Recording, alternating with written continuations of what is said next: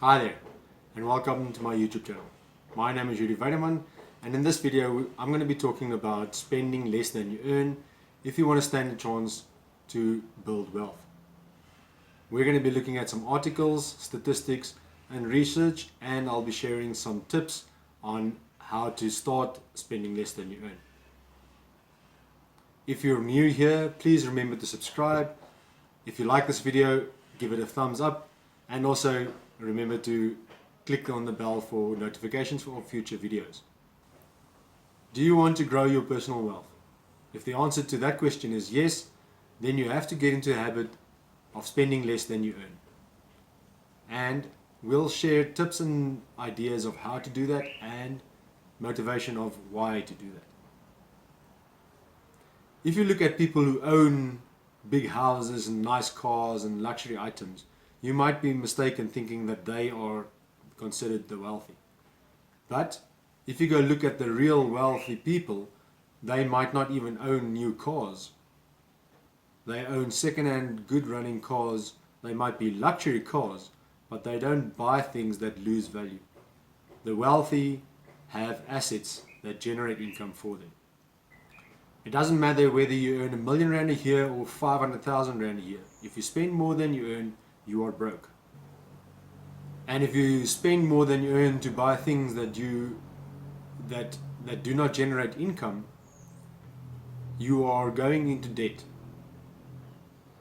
And that is one of the main reasons why we keep on working harder, we keep on sacrificing on the things that really matter.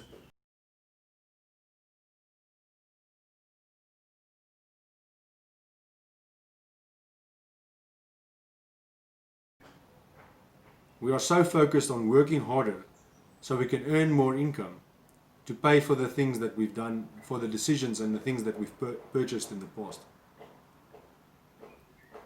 We work harder to provide a better life for ourselves and for the ones we love, but we are by no means closer to being wealthy. Why is that? Let's consider consumer debt and income in South Africa. Before the COVID-19 pandemic and lockdown in South Africa towards the end of 2019, consumer spending in South Africa was ranging between 1.95 and 1.97 trillion Rand. Quoting the South African Treasury, 3 billion in 2019-20 will be financed primarily by domestic capital markets. The net loan debt is expected to reach 2.5 trillion Rand, or 49.9% of GDP in 2018-19, increasing to 3.47 trillion Rand, or 55.5% of GDP in 2021-22. According to a South African Market Insights article published on April 16, 2019, the South African Reserve Bank announced in its last quarterly bulletin that household debt as a percentage of disposable income was 72.7%, as at the end of 2018. That is to say that almost 75% of households' available funds are spent on debt, a worrying sign for an economy whose consumers contributes almost 60% to the economy. It seems like we as consumers in South Africa simply have too much debt, and it is eating up our income. To be exact, almost 75% of it. Why do we think that if we don't have the cash to pay for something now, we would have the money in the future to pay for it plus interest? Because that is what debt does. Debt carries interest and keeps on growing if you don't pay it off. In other words, we are already spending future income before we even have it. But let's look at what are we taught about money. What kind of financial education do we receive? We are taught to work hard, to get a good job, to earn income and then spend that income. We are not taught about investment, we are not taught about saving money. Where is the purpose in earning and spending money? Where is destiny? Where is your calling in that? I believe we are put on this earth for a calling, a destiny. Call it what you want, but we are created to be free. We are created with freedom of choice, and we are created to care for each other and honor our Creator, whoever or whatever you believe in. Spending more than you earn traps you and limits your choices. It means you owe someone something. If you believe owning stuff makes you wealthy, you're already on the back foot. The only way to enable yourself to start building wealth is to spend less than you earn. Now, let's look at a couple of reasons of why we should spend less than we earn. The main reason to spend less than you earn is that you enable yourself to start saving money. We can, of course, talk about different types of savings and the return on that saving and where you put your money to get proper returns on your money and gain a foot ahead or gain a step ahead of inflation. That is a topic for a completely different video. If you can enable yourself to save, you can start building up emergency funds, you can start paying off debt, and you can start getting ahead of your finances. In the act of saving, you can make sure that you have finances for future expenses. Here are some reasons why spending less than you earn will help you build wealth.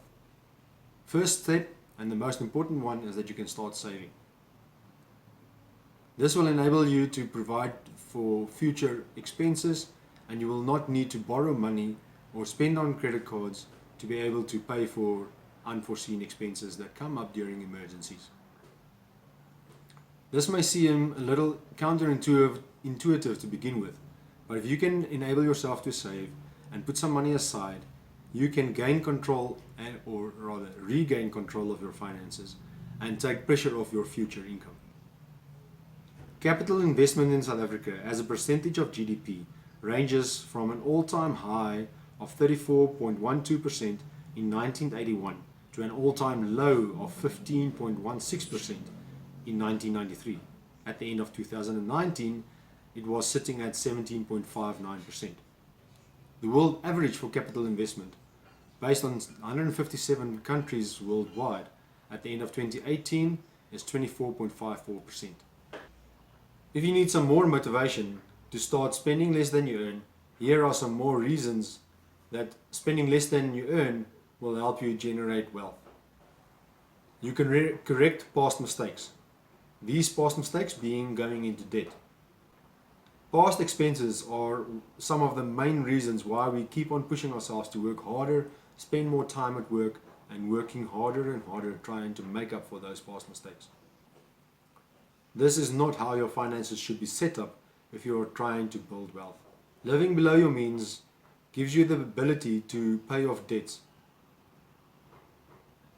instead of just paying the minimum payment and letting the interest build up on you and snowball and catch up with you eventually. Another reason, like I mentioned before, you can build up an emergency fund. But what does an emergency fund do for you? I mentioned that it takes away pressure of future income, but it also gives you a buffer to have cash available for when something goes wrong. I cannot stress enough how important it is to build up an emergency fund. I'm not talking about having a credit card on the side. That just creates more debt. And believe me, I've tried that. It simply does not work.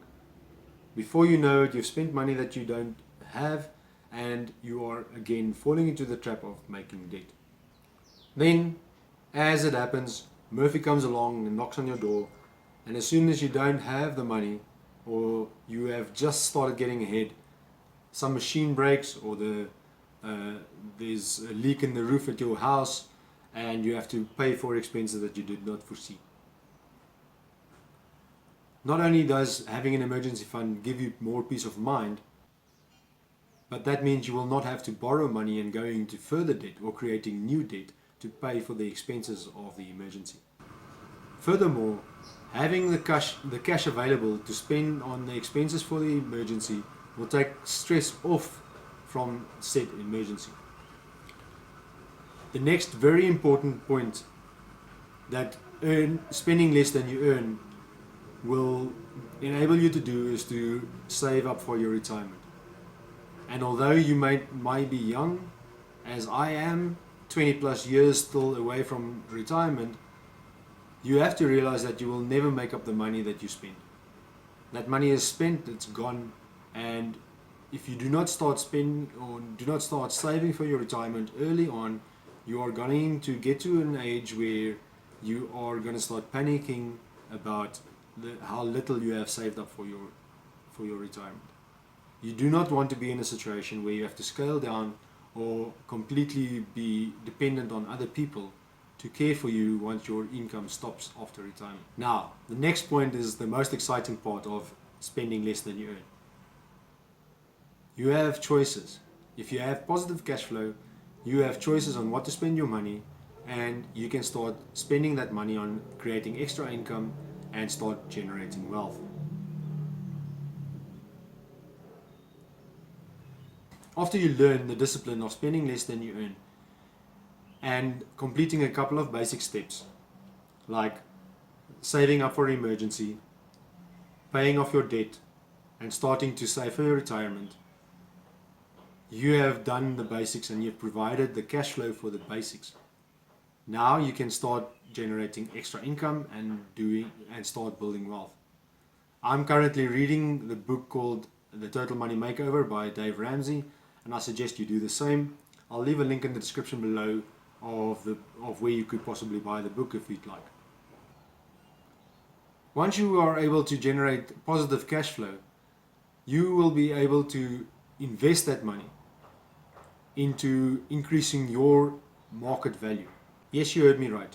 You are the number one income generating asset in your life. You are valuable and you have value to offer. Now, side note, I truly and genuinely believe, doesn't matter where you are or who you are valuable. You have been created with greatness. And no matter who tells you what, you are valuable.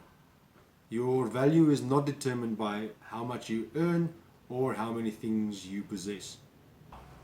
Getting back to creating extra income. There are almost unlimited number of ways of generating extra income, whether it be online or through physically doing something extra after hours. I'm still currently full-time employed, and I'm working on building a couple of side hustles and extra incomes after hours and outside of my working hours. In the description below, I'll share a link to some videos that I've done on this topic, and I'll also share a link to download my free ebook to give you a couple of ideas of generating extra income. At this point, I'd like to remind you that it is important to keep saving for your retirement and also maintain your emergency fund. Please go read Dave Ramsey's book on the details and the plan on how to achieve this.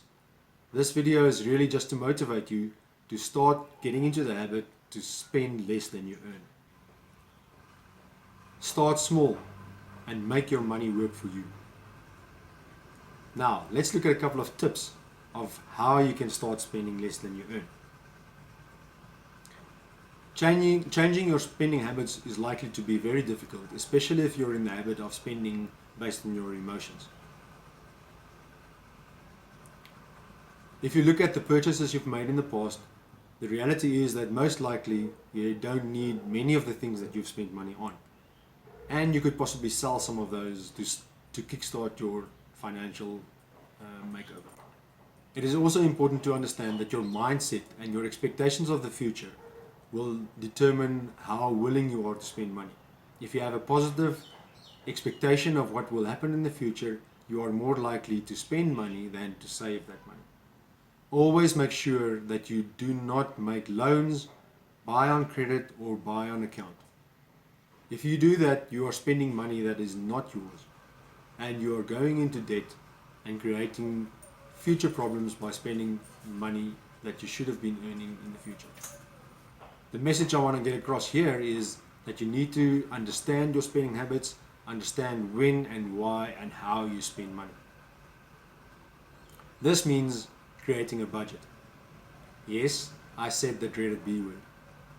Now, for me in the past, Budget has been something that's hung like a heavy weight around my neck and kept on bending me over. But I've recently learned that a budget is a wealth creating tool, a wealth creation tool. In the video, in the card above my head or in the description below, I'll also share a link of a video I did called Personal Finances for Beginners. And although you might not be a financial beginner, I hope that this video will give you some tips and pointers on how to structure your budget to enable you to use it as a tool for wealth creation. So, the tips of how to start spending less than you earn. Number one, create and of course follow your budget, and do that on a monthly basis. Set up some financial goals, short term and long term, and make sure that they're attainable and real. And then thirdly, avoid unnecessary costs, no matter how small. Small costs add up, and before you know it, you would have spent money that you wanted to invest. Smaller expenses add up. On screen now, I'd like to share a couple of different things that are some of the biggest money wasters. Branded clothing, takeaway food, credit card fees, speeding tickets, gaming 24/7, clubbing and festivals. Of course, there are many other money wasters, but these are some of the main ones that I've come across. Thank you for visiting my YouTube channel and watching this video. I hope it inspired you and gave you some tips and pointers that are applicable to your life, and some action points that you could take right now to start taking control and regaining control of your finances. Remember to check out the links in the description below. If you haven't yet, please subscribe and hit the bell for notifications. I'll see you in the next video. Have a great week and have fun. Cheers.